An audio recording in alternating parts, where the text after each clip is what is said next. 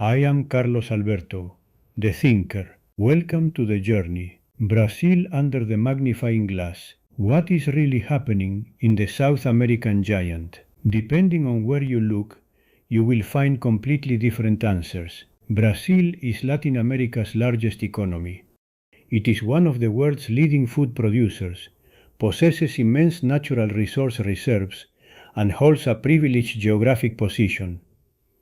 Its economic and political weight means that virtually all its decisions are closely watched by the rest of the continent and by the world's major powers. At the same time, Brazil has been experiencing a period of intense political and social polarization for several years.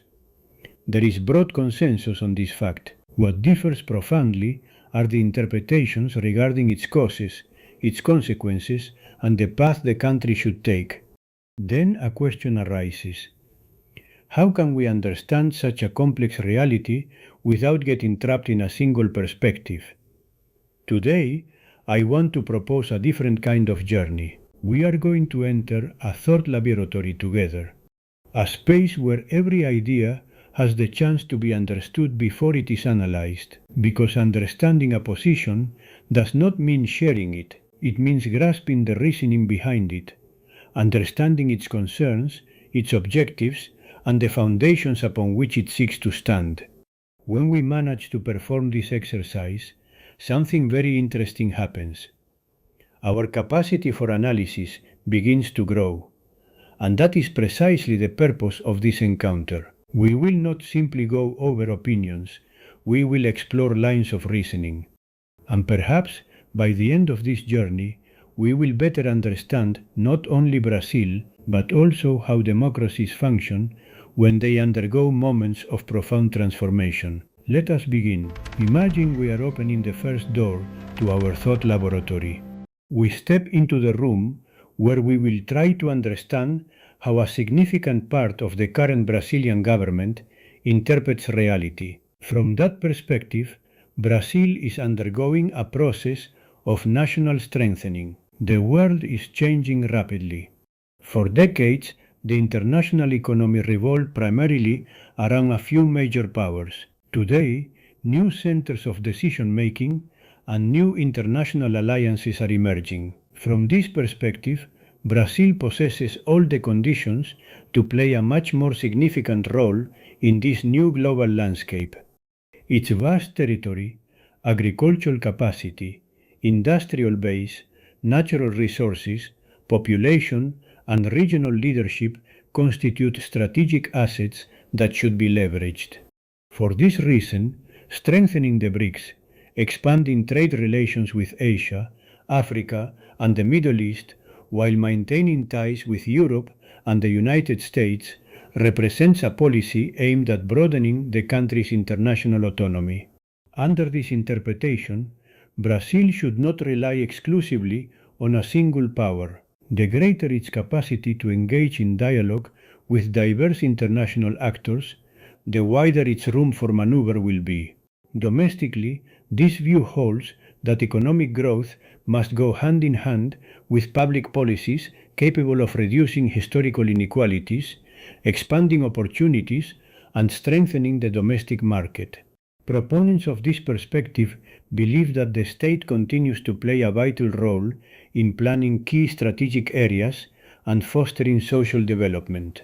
They also understand that much of the criticism leveled at the government stems largely from political and ideological differences regarding the state's role and the position Brazil should occupy in the new international landscape.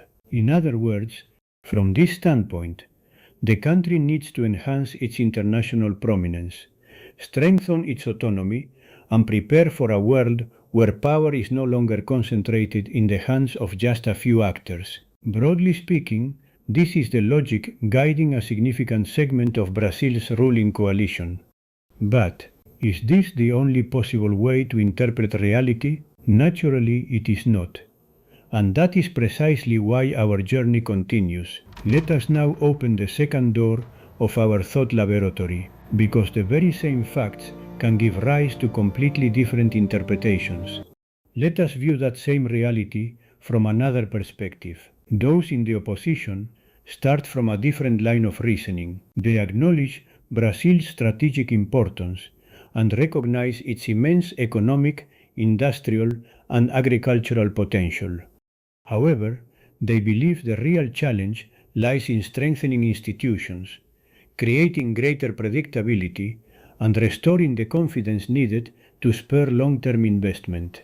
From this perspective, the strength of a democracy depends, above all, on the trust that citizens place in their institutions. For this reason, one of their main concerns focuses on the electoral process and the functioning of bodies that play a decisive role during that process, especially the Superior Electoral Court and the Supreme Federal Court. Those who hold this position believe that preserving institutional independence, guaranteeing clear rules, and strengthening public trust are essential conditions for any election result to be fully accepted by society as a whole.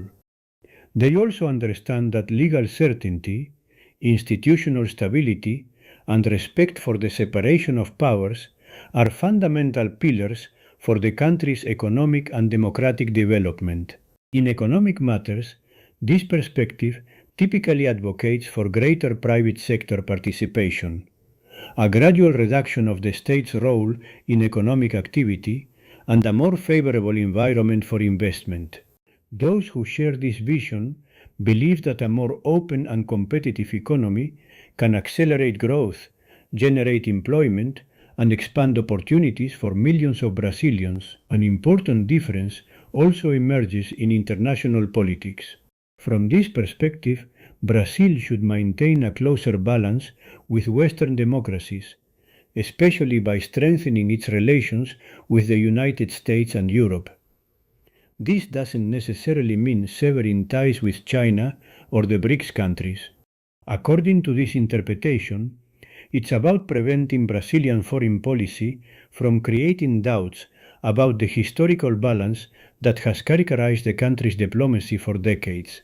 Some international observers, especially in the United States, are also closely following Brazilian institutional developments and the electoral process, considering Brazil's democratic stability to be of enormous importance to the entire region. This, broadly speaking, is the logic that inspires a significant part of the Brazilian opposition.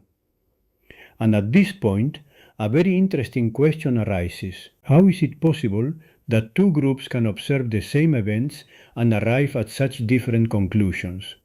This is precisely where the real work of the think tank begins. Because before deciding who is right, it's necessary to broaden the scope of observation even further. Let's step away from Brazil for a moment, and let's see how the rest of the world views it. For the United States, Brazil represents a strategic partner due to its economic size, regional leadership, and political influence in Latin America. For China, Brazil is one of its main trading partners, a key supplier of food, minerals, and raw materials, as well as a key player within the BRICS bloc. For Europe, Brazil continues to be an economic and political partner of enormous importance. For South American countries, Brazil remains the region's main economic engine. Its decisions impact trade, investment, regional integration, and the continent's political balance. Everyone sees the same Brazil, but each does so from their own perspective. And perhaps therein lies one of the first lessons of this journey. Many differences don't stem from the facts themselves. They arise from how each actor interprets those facts based on their own interests, experiences, and objectives. This brings us to the point where Stoic Geopolitics can offer its own perspective. Not to decide who is right, but to observe the process as a whole. Every democracy coexists with differences. That is not a weakness, it is part of its very nature. The real challenge lies in preventing those differences from hindering the construction of a common project. Here, an idea we have developed in other meetings emerges: virtuous realignment. It doesn't mean that everyone thinks the same. It means that a society manages to identify those shared principles upon which it can build lasting agreements. While respecting the diversity of opinions, differences will continue to exist. What is truly important will be the ability to build it becomes the property of society as a whole. Trust in institutions and citizen participation are two inseparable pillars of any democracy. When both are strengthened, the legitimacy of the electoral outcome is also strengthened, regardless of who wins. Brazil will continue to write new chapters of its history over the coming months. And we will continue to walk that path with you. We will keep observing this electoral process from now until October, not to predict results, but to understand how events unfold, how strategies shift, and what new opportunities for analysis emerge along the way.